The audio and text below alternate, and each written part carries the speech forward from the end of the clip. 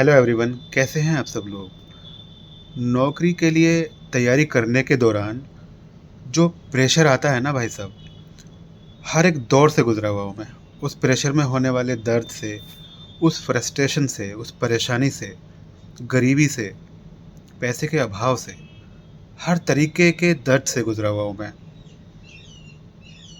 नौकरी ना मिलने का प्रेशर, एग्ज़ाम के टाइम पे ना होने का प्रेशर, बार बार एग्ज़ाम रद्द होने का प्रेशर, नई डेट ना आने का प्रेशर, घर वालों का प्रेशर, बढ़ती उम्र का प्रेशर, हर चीज़ से गुजरा हुआ हूँ मेरे दोस्त। अगर मैं उस चीज़ से गुज़र चुका हूँ तो मैं आपको उस चीज़ को बेहतर तरीके से हैंडलिंग के लिए समझा भी सकता हूँ कि किस तरीके से मैं उस दौर से गुज़रा, किस तरीके से मैंने अपने आप को मैनेज किया, बेहतर बता भी सकता हूँ मैं आपको। ऐसे टाइम पे ना दोस्त, आप चाहें एसडीएम राहुल सिन्हा सर का मोटिवेशन देख लो या गौरव त्रिपाठी आईपीएस सर से पढ़ लो, कुछ होने वाला नहीं है। रीज़न ये है उसका कि जब तक आप खुद को इतना मजबूत नहीं बना लेंगे कि आप 11 लाख लोगों से फाइट करने वाले हैं आरओ एरो के एग्ज़ाम में, इतना मजबूत नहीं बना लेंगे ना कि आपको फेल होना भी पड़ेगा, एंड रिजल्ट ना सोचेंगे जब तक आप इस फाइट में रोज़ हारेंगे, रोज़ हारेंगे। रोज़ जीतना है आपको, समझे आप। रोज़ जीतना है। सबसे पहले अपने आप को सिस्टमेटिक करिए, व्यवस्थित करिए आपको सबसे पहले। समझ रहे हैं आप। ये सोच लीजिए कि 500-600 वैकेंसी है, 500 के आसपास वैकेंसी है, उसमें 500 ही लोग लिए जाएंगे। दूसरी बात यह है कि 11.25 लाख लोगों ने फॉर्म भरा हुआ है। जब तक आप बाकी लोगों से अपने आप को बेहतर नहीं बनाएंगे खुद को, कैसे एग्ज़ाम में पास होंगे बताइए। मेंटली स्ट्रांग होना है आपको, फिजिकली स्वस्थ रहना है आपको, पढ़ना है आपको औरों से बेहतर। तभी तो यूं ही डिस्ट्रैक्ट होना, डिमोटिवेट होना कैसे चलेगा ये काम बताइए। एग्ज़ाम पास कर लेंगे ऐसे? नहीं ना। आप सोच के देखिए, खुद से बात करिए, डायरी में लिखिए, कॉपी में लिखिए। आप अपनी तैयारी के दौरान एक कॉपी बनाइए, एक डायरी बनाइए, एक नोटबुक बनाइए कि मुझे इस तरीके से पढ़ना है। अगर मैं फ़ेल हुआ तो मैं इस पोजीशन पे हो जाऊंगा, पास हुआ तो मेरे साथ ये होगा। आप बात करिए ना खुद से।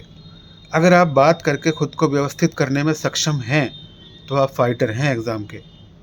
और अगर आपको व्यवस्थित करने में दिक्कत आ रही है तो अभी आप फाइटर नहीं हैं। फाइटर बनिए। पहले देखिए कि अगर मैं गिरा, अगर मैं फेल हुआ तो क्या होगा मेरे साथ में, ज़्यादा से ज़्यादा एंड रिजल्ट क्या होगा, ये सोचिए। थोड़ा ये सोच लेंगे ना तो आपकी तकलीफ़ कम होगी और आप ये सोच पाएंगे कि मैं आगे क्या करूं, किस तरीके से तैयारी को अपनी धार दूं। बेहतर तरीके से सोचिए, एक मैनेजर की तरह अपने आप को मैनेज करिए। समझ रहे हैं आप मेरी बात। दिल से समझिए मेरी बात को। जब आप तैयारी करते हैं ना तो सबसे पहले बड़ी भूल ये कर रहे होते हैं कि व्यवस्थित ढंग से नहीं पढ़ पा रहे होते हैं। पढ़ रहे होते हैं, खूब पढ़ रहे होते हैं। माइंड जो है ना व्यवस्था मांगता है, सिस्टम मांगता है, सिस्टम से चलता है माइंड भी। अपने दिमाग को उलझाइए मत, सुलझाइए।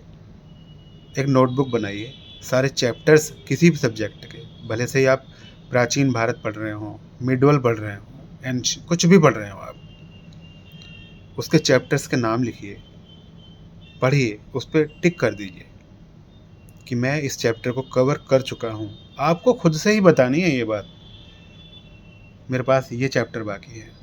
जो चैप्टर मैं कर चुका हूँ कवर, उस चैप्टर में से पूछ के देखे कोई क्वेश्चन, मैं आंसर दूंगा उसका। नहीं आ रहा है ना, सुधार लूँगा उसको मैं। ठीक है, उस चैप्टर पे टिक मार्क करिए। उस टाइम जब आप टिक मार्क कर रहे होते हैं उस चैप्टर को, आपका माइंड पता है बहुत बड़ी अचीवमेंट फील करता है कि हाँ मैं अचीव कर चुका हूँ इतना। आगे के लिए आप तैयार होते हैं। समझ रहे हैं मेरी बात आप। करके तो देखिए वो चीज़। आप लिखिए, आज ही लिखिए अपने सब्जेक्ट को। और पता है, जैसे मान लीजिए आप मराठा पढ़ रहे हैं, ठीक है, मराठों को पढ़ रहे हैं, तो आप पहले मराठों के नीचे सब हेडिंग्स बना लीजिए कि मुझे मराठों का क्रम याद करना है, मुझे मराठों की संधियाँ याद करनी है। 3-4 चीज़ें ऐसी टफ जो आपको अभी तक याद नहीं हुई है मराठों से, एग्जाम्पल ले रहा हूँ मैं। तो उन चीज़ों को सबसे पहले करिए, क्रम बनाइए बढ़िया से, संधियाँ बनाइए। आधी चीज़ तो यहाँ कवर हो जाती है। जब आप सिस्टम में आ जाते हैं ना, सिस्टम से करने लगते हैं चीज़ को, आधी चीज़ यहाँ कवर हो जाती है, फिर ईज़ी चीज़ बचती है, उसको आप आराम से कर ले जाते हैं। कोई भी टॉपिक उठाइए आप, मुगलों को उठाइए, मराठों को उठाइए, संध्या उठाइए, युद्ध उठाइए, ज्योग्राफी में कॉन्सेप्चुअल पढ़िए आप, सब कुछ तो अवेलेबल है आपके पास में। तो फिर डिस्ट्रैक्शन क्यों, डिमोटिवेशन क्यों हो रहा है ये? फाइटर नहीं है आप। अगर फाइटर हैं तो फाइट करने लायक बनिए। आपको पता है ना कि 11.25 लाख लोग हैं और 500-600 लोग आने अंदर, पता है ना आपको? तो इतना कमज़ोर होंगे कि आप हार जाएंगे बीच बीच में ही, डिमोटिवेट हो जाएंगे। इतना कमज़ोर नहीं होना है आपको। समझ रहे हैं आप ना मेरी बात?